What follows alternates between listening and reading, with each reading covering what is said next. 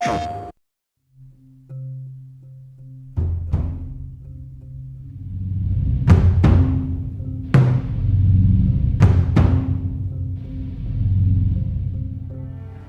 really want to make sure that there's that contrast between the negative space and then the high tension spikes. You need the exploration, you need the scavenging, you need something to say like, okay, I'm setting a certain tone and a patina here so that then we can contrast that with some stark like changes. We need the intensity to strike a different chord. That only works if you have the negative space to play off of. We wanted you to be forced to make some choices in the world that showed how depleted the resources were. You know the drill. Look around, see if there's anything we can use. And we really wanted to give you a reason to go explore this space.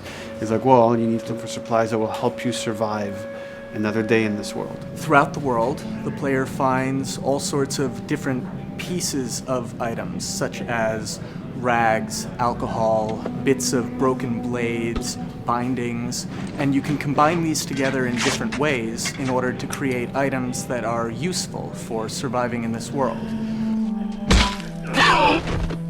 Some items in the recipes require the same combinations of things or the same types of resources. So you have to make this choice. Do I want to go offensive with it? Do I want to go defensive with it? I can find a bottle of alcohol and some rags, and I can create a Molotov cocktail from it. That's going to help me take out a couple guys if I use it appropriately.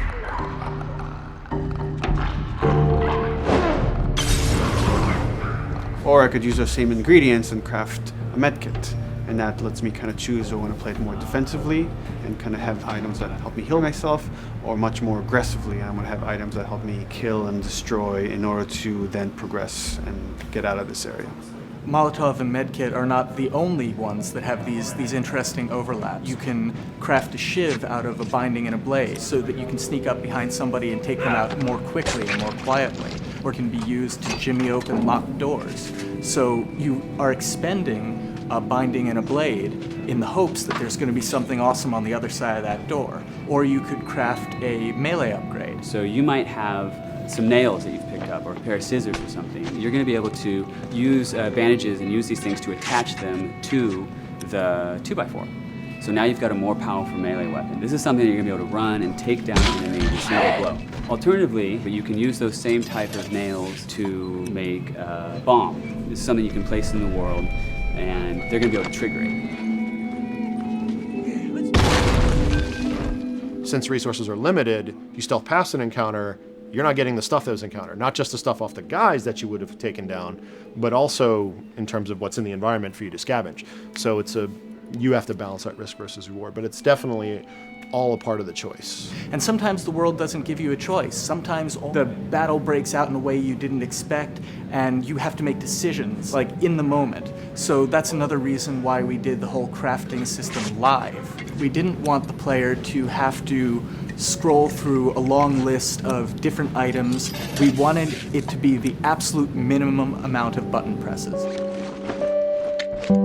The thing that I hate about any game's UI is when it pulls you out of the game for too long. So that was a challenge to reduce it all to like that half of a screen, and you want to see Joel, you want to see like what's going on around him, and be aware of what's happening so you don't have, an infected run up on you and start beating on you when you're crafting shivs and stuff. So we needed to make it streamlined and fast enough that you felt like you could take just that moment and be able to craft that thing that's going to mean your survival in the next 30 seconds or your failure to survive.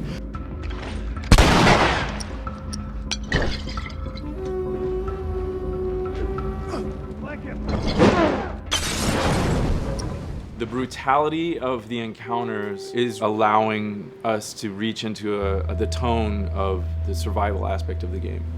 When something comes up in their way, whether it's a human or infected, then Joel and Ellie, you hear them whisper to each other and you see their animations change. Everything, their whole demeanor reacts to the scenario in front of them. And that's the same feeling we want you to have when you're holding that joystick. It's just like, oh, okay, what do I have in my inventory? How many are there? Where are they at? Locate them and try to figure out, okay, what are we gonna do? Joel, there's something over there.